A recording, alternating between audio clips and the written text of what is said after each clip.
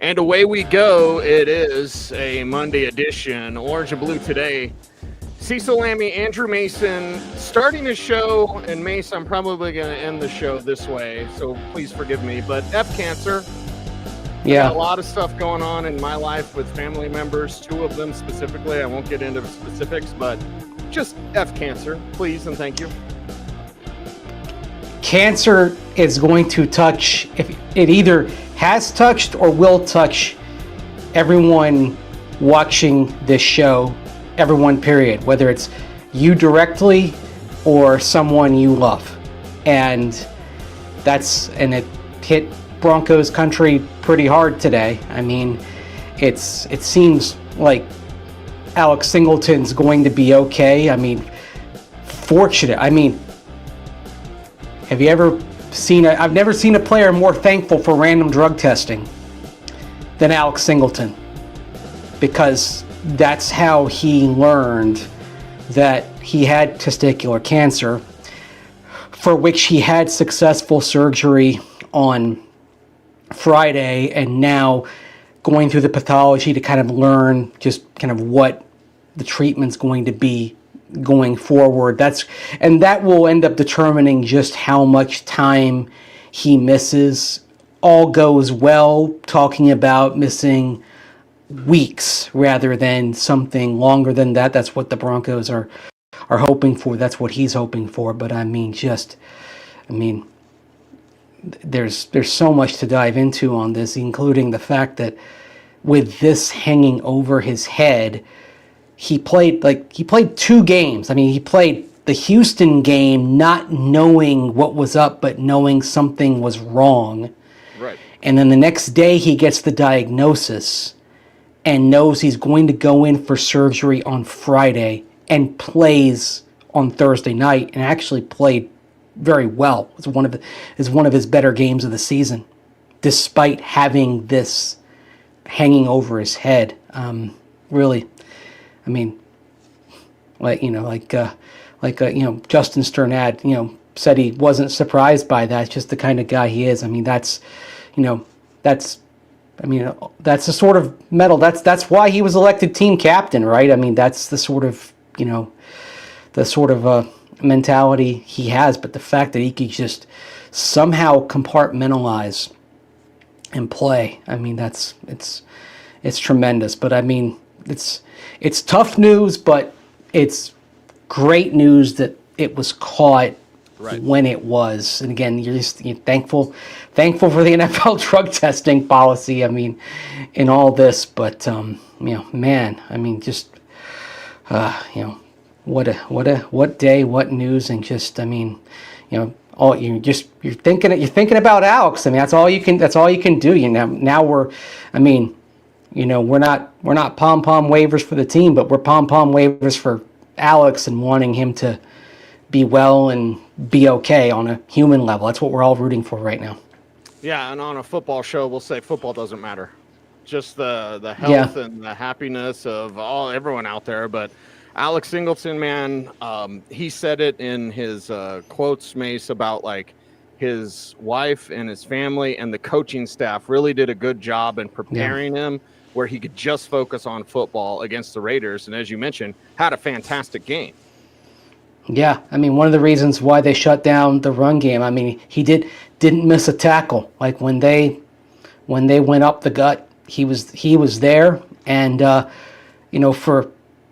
there's been some struggles for him in coverage this year, but was one of the reasons why they contained Brock Bowers on Thursday night. So, I mean, think about that, with that looming over him, knowing he was going to go in for surgery on Friday to play like that. I'm actually thinking about the fact that he was there after the game answering questions from the media like any other game. You wouldn't have known. I'm floored by it, to be honest with you. I don't know that I could have gone about it like he did, and I've got frankly some admiration for him, honestly, for how he's handled this. Yeah, yeah, it's just strength. You mentioned the metal that he Yeah. has in playing through that, and just a galvanizing force on this defense. And yes, we have to talk football about this because everyone's wondering, like, what's it going to look like now? Good thing Justin Strnad has had plenty of experience with Dre Greenlaw Yeah. being out of action. Good thing Strnad has started plenty of games and has had the big playability shown. Good thing that Dre Greenlaw has gotten up to speed now because, I mean, presumably that's going to be your combo. And yeah, I mean, it's weird to talk about this in light of the gravity of what Alex Singleton is facing, but, he wants the team to go on. He knows that it has to go on as well. And the question will be, who's going to wear the green dot? In fact, Strnad came on the media conference call immediately after Alex Singleton. So, and this is another thing. So Alex puts out the statements about after he tells his teammates and he tells the coaches about this, that didn't know. Like, there were a few people that did know before today. He told the entire team today.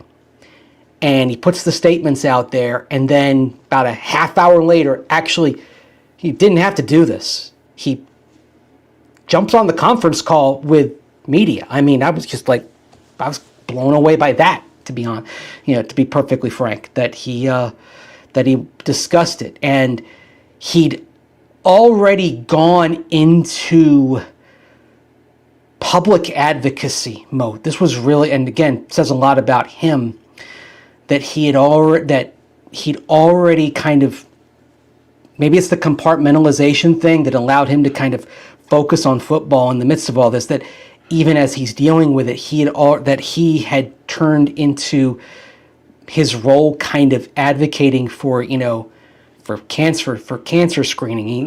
He mentioned at one point, hey, go, if you got something, go to your doctor. He talked about how he was afraid to go to the doctor for things, but go get it checked out. It's a similar message to the one that Deion Sanders put out earlier this year in the wake of dealing with bladder cancer. Go, if you've got something amiss, go get it checked out, right? It doesn't hurt to go talk to your doctor about something when you see something is amiss. Now, for Alex, of course, it was he got it diagnosed because of a drug test, obviously, but I mean, just, it's the sort of thing that can happen to anybody at any age, no matter your condition. Alex is an athlete in the prime of his life, in peak physical shape, and he has to, and cancer hits home for him. So, but yeah, just that he just quickly shifts gears into advocating for cancer screenings and things like that, and awareness. It's just, I mean, says an awful lot about, again, the kind of mental mettle that he possesses. But I guess we shouldn't be surprised. This is the guy who played in basically an entire game on a torn ACL last year. I mean, yeah. Just the feats of strength of Alex Singleton continue. It's going to be kind of a, stories that are told about him long after his Broncos playing career is done. Yeah, and I mean, think about his career arc in general. The guy was supposed to be just a special teamer. He was supposed to be just a guy that could fill in and be a backup. And he's worked his ass off to get where he's at. And really an inspiration on and off the field. The work he does with his sister for Special Olympics, it's outstanding. Mm-hmm. Alex Singleton, A+ human being. Yeah. Sister, he does work with Wounded Warrior Project as well. I mean, he's always been exceptionally civic-minded. And then on the field, you talk about not supposed to be here. I mean, this is a guy who was undrafted, went through the CFL. I mean, he got to the NFL the hard way. Goes through the Canadian Football League to get here. It's a pipeline we don't normally see very much, Mace. Yes, usually the CFL, you go there and it's where you can have a good career, but it's basically you go there, you stay there. It's your football path is off Broadway. He never lost sight of the dream of getting to the NFL, and he gets to Philadelphia, and he plays 3 seasons, and Philadelphia doesn't tender him. So he hits free agency, and then the Broncos bring him in. And like you said, he was supposed to be a special teamer, and he ends up becoming a starter here. Nobody, he's been a flashpoint of some criticism, for his play at times, and certainly in coverage there have been some plays that haven't gone his way this year. But I think one thing we can all agree on is nobody has gotten more out of what they are, has extracted more from their ability than Alex Singleton over the years. I mean, doesn't surprise me at all. Just a high character, high character player.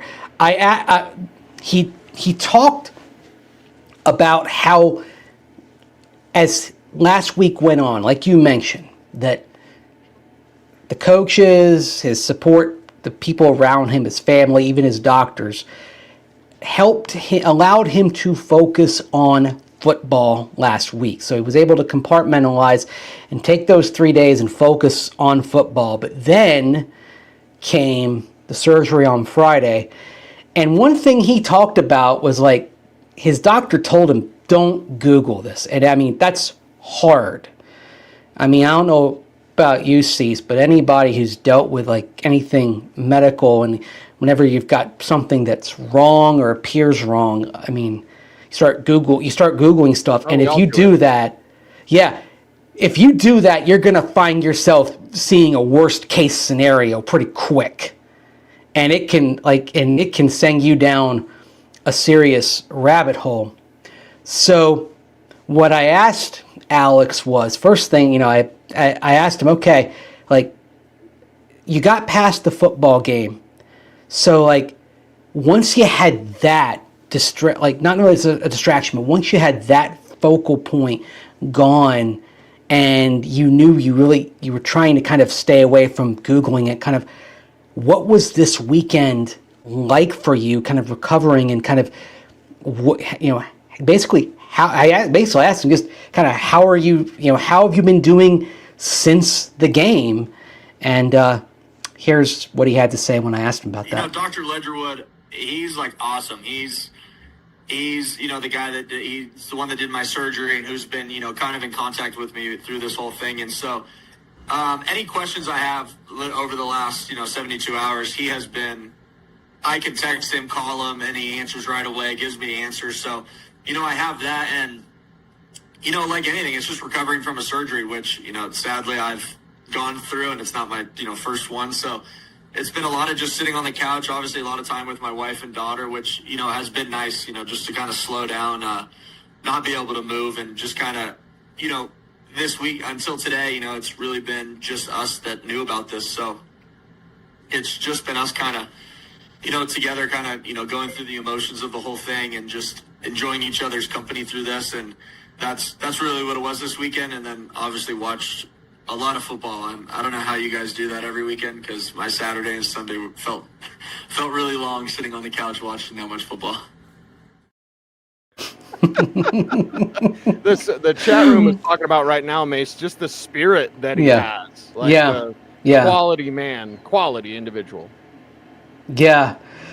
And like that, and the thing, and how, like, the spirit, and just kind of how kind of light, like, even in this, how lighthearted he was, like, talk, like, I don't know how you just watch the game, like, he, and I think about that, he's watching football games, and he's in the midst of all this, his mind is still churning watching football, right? And so you kind of imagine, kind of like last year when he was injured, he talked about how hard it was to watch the Broncos play last year. I know that was one reason why, when he was recovering, he made a point of getting back to the sideline as soon as possible. Like, he insisted on still being in meetings. He insisted on being on the sideline as soon as possible. Like, some players, when they're injured, they're not around. They're kind of on a parallel path. They're just rehabbing and that's it. Alex was rehabbing, but he wanted to make sure that he was close to the team. And so there were a few weeks where he couldn't travel immediately after he had the ACL surgery. The moment he could travel again, I believe it was the game in Las Vegas last November, was the first time he could get on a plane again and travel with the team post-op, which was about a month after the procedure, because he had the procedure right around the Saints game. He was able to go back with the team, travel again, be on the sideline. He was so excited about that because he just couldn't bear not being in the arena. Even if he was just on the sideline, he couldn't bear not being a part of that, like with his guys, with the team. Something tells me Alex, when he's done playing, is going to have to be a coach. I don't know that he can bear not being around the game. Like, it means that much to him, being not being able to watch. Like, he's got to be in the game, a part of it, whether it's playing or coaching. Like, you know, he needs it. Like, certain players, like, they love the game, but like, it's more than its blood. Like, it's in his DNA. Like, and just, I was reminded of that hearing him talk about that, how just, you know, like, he doesn't know how we watch it, because it's just it's not enough for him. And it's probably part of why, in the midst of everything last week, he's like, I got to play this game. You know, just because I've got this hanging over my head, I'm still playing this game. Man, just, yeah, it would. I mean, yeah, what a guy. Like, I'm a little, I'm speechless, honestly. Like, it's, you know, it's, I think we're all kind of blown away by this. Yeah, definitely not the Monday show we were planning on, but it's one that we're doing to honor the captain of the Denver Broncos. More on who replaces him, the growth of Justin Strnad in just a little bit. But before we do that, how about a word from our sponsor? Today's episode of Orange and Blue Today is presented by Ramos Law, the official injury law firm partner of the Denver Broncos. Ramos Law was founded by Dr. Joseph Ramos, an attorney and ER doctor, to provide exceptional care to those injured in accidents. With a unique understanding of both medicine and law, the Ramos Law team is built to fight for you every step of the way. Experience the Ramos Law difference. Contact them today at ramoslaw.com. I want to drop this comment up there. They need to win for Alex, because one thing that did pop through my mind, as if this team didn't have enough motivation, now it's got little something extra powering it, because you talk about how they're going to replace him on the football field. Now, I mean, until he gets back, they've got a little extra spirit now kind of powering them. I mean, this is going to be, you know, kind of a powerful thing that they've got on, you know, in the back of their minds right now as they go forward. Make no mistake about it. It feels like their biggest game in a long time. Yeah, make what? No mistake about it. It's not a media thing. Narratives in the NFL are a thing. Yeah. No doubt. It's not a construct of what we're just saying. No, this is guy was out there with cancer and fighting with you. Yes, I mean, like, if there's ever like a thing, like you say, okay, like, I'm struggling, all they have to do is think about number 49 and say the dude was out there playing with a tumor.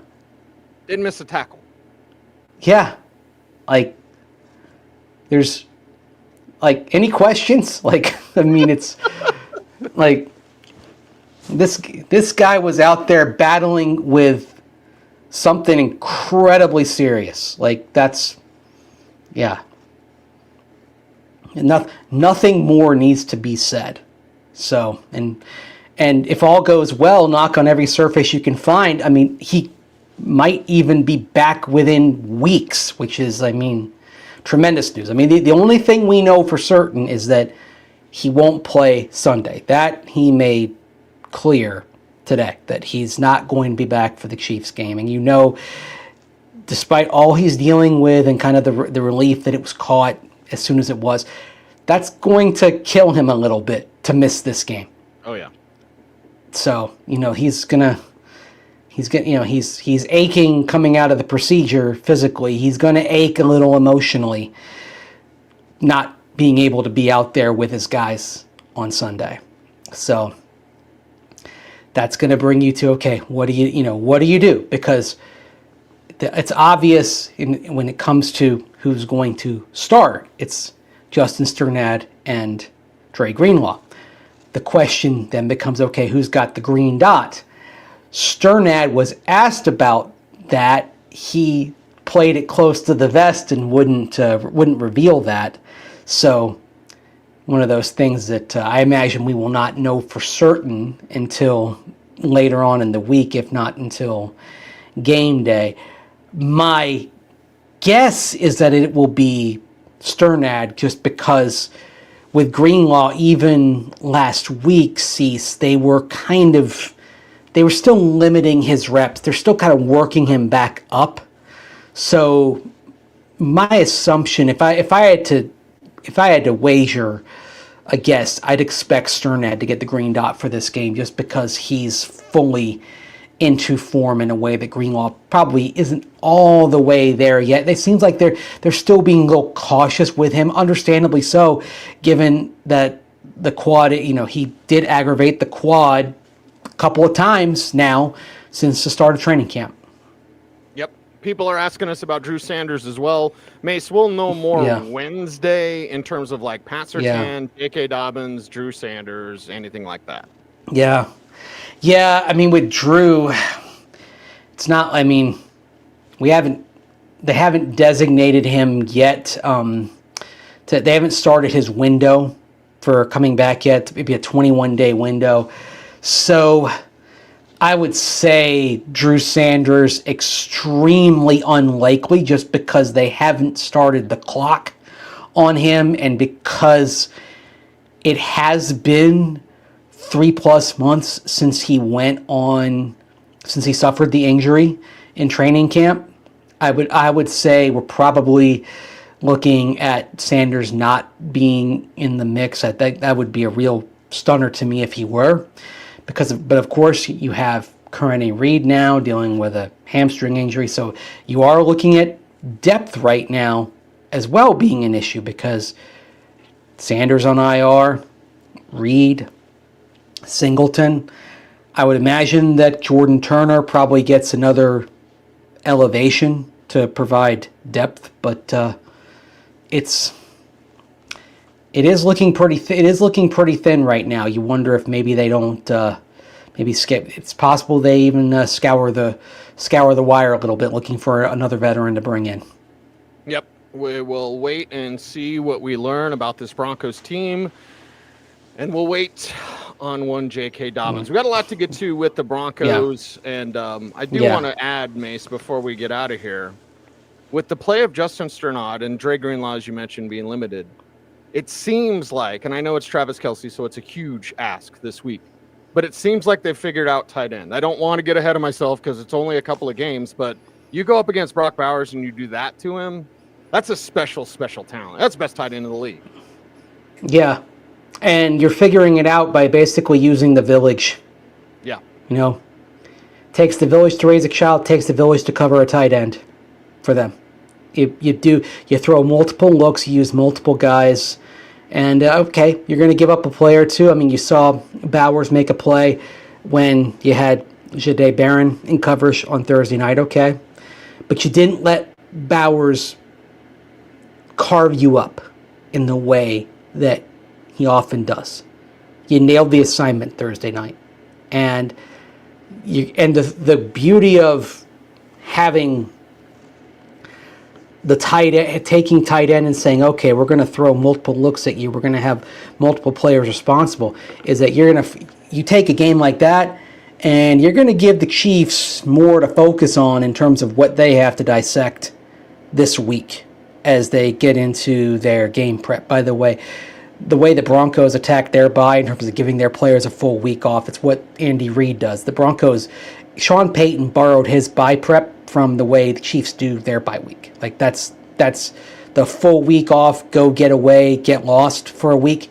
That's what Andy Reid does, and that's a big reason why they're 21-4 coming off of byes. So they weren't around, they weren't watching film, they didn't start studying until today. So they'll look intently at what the Broncos did to Bowers, but they're gonna have a lot. They're gonna have a lot to piece through to try to figure out what to do. To go back to Surtain for a moment, I don't know about you, Cease. Personally, I would be surprised if Surtain plays in this game. Very surprised. I think they probably want. Yeah, I think they want to be cautious. Some of that, frankly, I think is looking at the standings and seeing a 2.5 game lead. Yes, the Chiefs do control their own fate. If they beat the Broncos twice and win all the rest, they could catch the Broncos, but you don't want to lose the war here, okay? You don't want to roll the dice on something in the battle that could run the risk of something very damaging for the greater war, as it were, which is the season at large. So the other thing is, and yes, it's been against the Texans and Raiders, your defense has proven that it can function without a key component. That's, I think, one thing to be encouraged by the last 2 weeks is how effective this D has been without Pat Surtain. You've seen Riley Moss, Jahdae Barron, Jaquan McMillan, Chris Abrams drain. Those guys have all grown up a little bit. You've seen the pass rush hasn't grown up, but it's remained dominant despite losing a little bit on the back end. If anything, we've maybe learned a little something about this D in terms of what is the straw stirring the drink. It's the guy, with all due respect to the back end, it's what you see up front. That's kind of, I think that's really what's kind of spurring things a little bit as well. You're getting good coverage on the back end, but that pass rush is really kind of what's nailing it. That you've got so many guys that, you can't really double Nick Bonito when you got Zach Allen and Jonathan Cooper and JFM and others who are capable of making plays. It's pick your poison up front, and it's setting so many things up for this defense. So I'd say my guess is, if I had to guess today, I don't expect to see PS2 on Sunday, and that's okay. No, that's perfectly fine. And I would also say, not pass rush wise, Mace, and it's not that Kansas City, you're going to lean on Isaiah Pacheco, but Malcolm Roach being back is huge for this defense. Yeah. Malcolm Roach is amazing as that run stuffer. Yes. Let's get a little pressure inside. He's been transformative for the run D. By the way, with Pacheco, Andy Reid Monday said, quote, "We'll have to see." So maybe start getting a little firmer ID on him on Wednesday when the Chiefs actually practice. So we'll be watching that as we often say, with great interest. That's very true. It is orange and blue today. Cecil, Lammey, Andrew Mason, our final word, Mason, and please chime in if you'd like. Again, there's a lot of family stuff going on right now behind the scenes, and yes, it has to do with cancer, and it's 2 of my family members. One that really taught me about a love of sports, like more so than my family. I already loved sports, but one of my uncles was like really a big sports fan, and we might not have him for very much longer. I'm trying not to be emotional here. Men, do the right thing. Get your checkups, please. Please, as you get older, and even like Alex Singleton, doesn't matter if you're in great shape, doesn't matter your age, please just go see that doctor regularly, and please and thank you. No. Yeah. Appreciate it. You picked me up from one thing I had to get taken care of recently, and I appreciate you helping me out with that, Cease, to that end. So we're there for each other, right? Appreciate you. Yep. Mm-hmm. All right. He's Andrew Mason. I'm Cecil Lammey. OBT's BFD. Are we gonna do the finger wag thing today, or what do you think? Let's like, Comment, share, subscribe, hit that notification bell. so that you never Never miss vid. That's right. Mason Cease here to talk about the Broncos. Appreciate y'all. And stay frosty.